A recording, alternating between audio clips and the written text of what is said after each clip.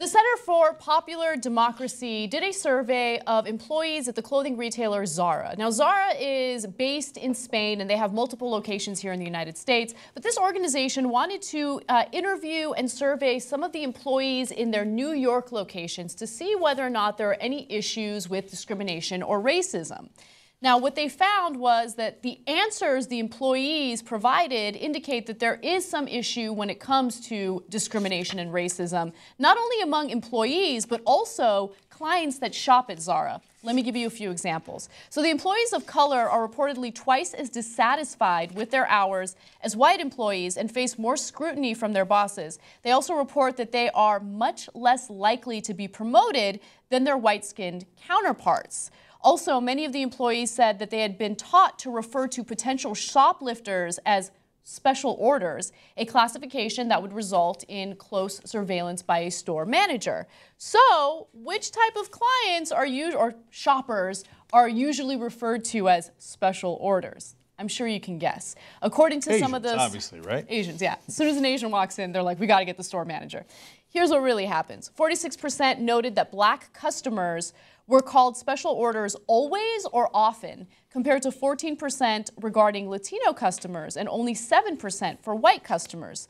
36.4% of employees surveyed believe that black and Latino customers are discriminated against at a higher rate than white customers. And also, special orders were also defined as anyone who looks black, not put together, or urban. Well, that seems pretty clear.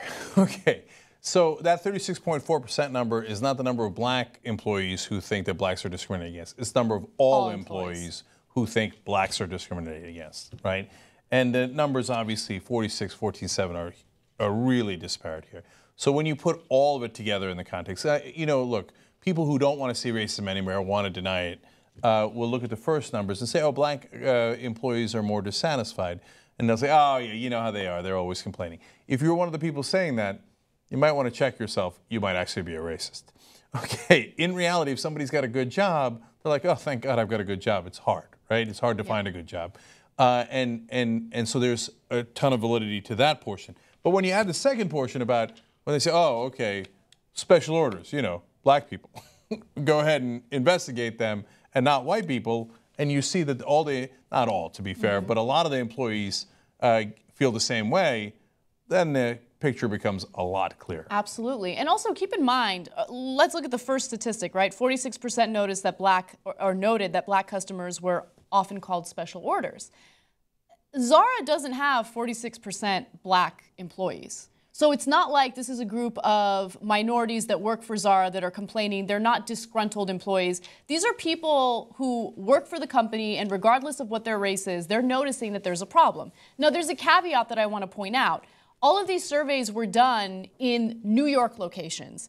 I don't know if that's representative of Zara corporate. I don't know if that's representative of every Zara store in the United States or abroad. But this is definitely a problem that they noticed among the employees at the New York locations. And it's something that should be fixed. And when you have these debates in the media, right, where you have leaders of the country arguing that racism is a thing of the past, or they sanitize racism or certain words and language that are being used among, you know, the black community, then of course this kind of behavior is going to exist and nothing's going to be done to change it. It emboldens racists.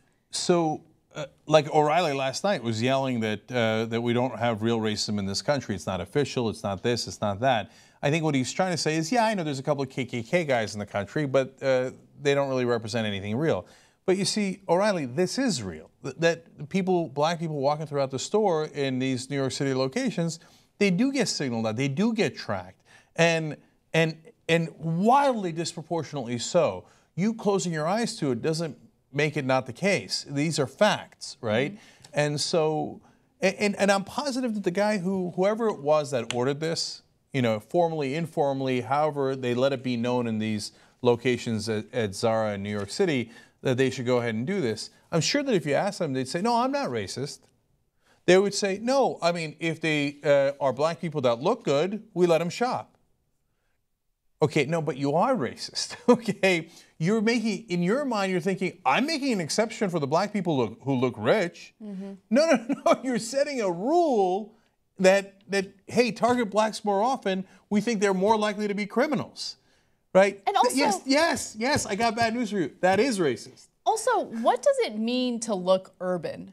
Like, I love that wannabe euphemism, right? Because if you have a white girl dressed in urban apparel, she's not going to get called a special order, okay? It just means this is a minority, and we think minorities are more likely to shoplift, so let's follow them around the store.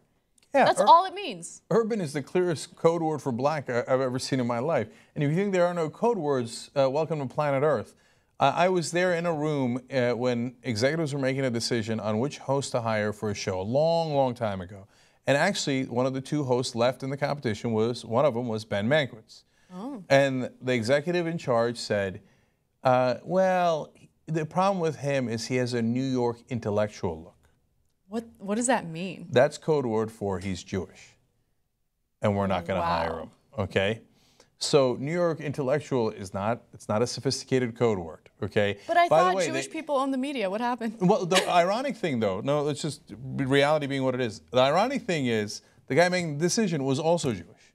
Wow. Okay? Mm-hmm. But to him, he's like, oh, no, we can't have Jews as hosts on TV. That won't appeal to middle America. They'd also leaned against black hosts because it wouldn't appeal to middle America. Okay. At the time, the two most successful people on TV were called Jerry Seinfeld and Oprah Winfrey. Amazing. Amazing. No matter what the facts are, New York, too New York intellectual, too urban.